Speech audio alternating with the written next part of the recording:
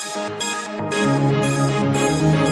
સમાચારો વિસ્તારથી। વલસાડ શહેરમાં આજરોજ વલસાડ કેમ્પસમાંથી વલસાડ એબીવીપી દ્વારા એક તિરંગા યાત્રાનું આયોજન કરવામાં આવ્યું હતું, જેમાં મોટી સંખ્યામાં વિદ્યાર્થીઓ જોડાયા હતા। આ યાત્રા વલસાડ કોલેજ કેમ્પસથી લઈ વલસાડના તિથલ રોડ સુધી ફરી હતી।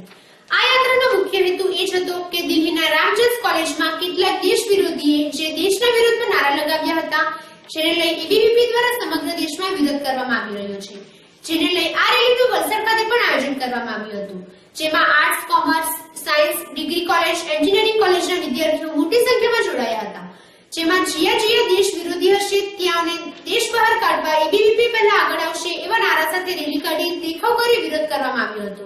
આ રેલીને એબીવીપીએ મોટી સંખ્યામાં વિદ્યાર્થીઓને એકત્રિત કરી સફળ બનાવ્યો હતો। રામજસ કોલેજમાં ઉમર ખાલિદને એક વક્તવ્ય માટે ઇન્વિટેશન આપવામાં આવ્યું હતું આયસા દ્વારા। એના વિરોધમાં આજરોજ વિરોધ અખિલ ભારતીય વિદ્યાર્થી પરિષદ દિલ્હીએ કર્યો હતો। ત્યારબાદ એ વાત ગુંજીને આખા દેશમાં એનો પડઘો પડ્યો હતો।